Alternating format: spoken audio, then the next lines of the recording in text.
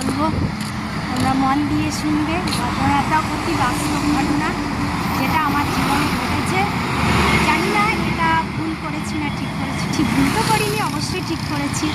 একটা বাচ্চারই জীবনী আগেও ছেড়েছি, আবারও তোমাদের একটু বলতে চাইছি, তাই বলছি।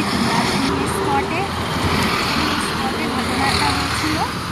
ঘটনাটা কি, একটা বাচ্চা ঘুড়ি ঘুড়ি ধরতে বাচ্চাটা একটা লরির তলায় পড়ে যায়। পড়ে যাওয়ার পরে বাচ্চাটির একটি পা কেটে যায়।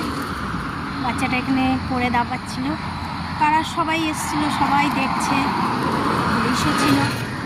তারপরে আমি বললাম, স্যার না দেখে বাচ্চাটাকে একটু হসপিটালে নিয়ে যাওয়া হোক। বলছে কে নিয়ে যাবে? তখন আমি বললাম, যদি স্যার কেউ না নেওয়ার থাকে আমিই নিয়ে যাব।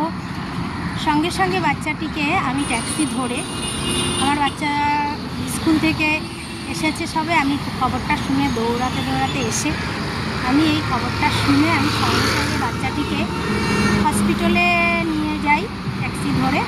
যে পুলিশ আমাকে সঙ্গে সঙ্গে এমার্জেন্সিতে নিয়ে যাই। আমাকে জিজ্ঞেস করেছিল তোমার কে হয়। আমি তাড়াতাড়ি ওর চিকিৎসার জন্য আমি তাড়াতাড়ি বলেছি আমার ছেলে হয়, কিন্তু আমার ছেলে না। তারপরে আমি আমার কাছে যা অল্প কিছু পয়সা ছিল তাই দিয়ে ওকে চিকিৎসাটা চালালাম। ওকে সঙ্গে সঙ্গে ওটিতে ঢুকালো। ওটিতে ঢোকার পরে পা একটা কেটে পড়ে গেছিলো, একটু সামান্য ঝুলেছিল। সবাই বলেছিল পাটা ফেলে দিলে হবে, আমি কিন্তু বলেছি ফেলবে না।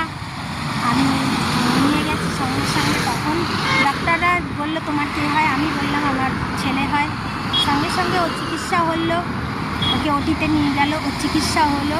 তখন হয়েছিল এই ঘটনাটা ঘটেছিল বিকালবেলা। তা ওর মা বাবা দুজনেই কাজ করতেন। ওর মা বাবা দুজনেই রাত 9টার সময় এসে শোনে এই ঘটনা, ছেলের এরকম হয়েছে। সঙ্গে সঙ্গে হাসপাতালে চলে যায়। তখন বাচ্চাটির পুরো চিকিৎসা কমপ্লিট হয়ে গেছে, ওটি হয়ে গেছে, পায়ে রড লাগিয়েছে। এখন বাচ্চাটি হাঁটা চলা করছে এবং স্কুলে যায়, ভালো আছে। এটাই জীবনের একটা আমার ঘটনা। এরকম ঘটনা আরও ঘটেছে, আরও আমি এরকম মানুষের পাশে এগিয়েছি। এর মধ্যে একটু মিথ্যা কথা না বন্ধুরা, অতি সত্যি কথা। আর কী বলবো জানি না, এটা একটা বাচ্চার হয়তো পাটা সারা লাইফের মতন হয়ে যেত। বাচ্চাটি এখন হাঁটছে, দেখে আমার খুশি।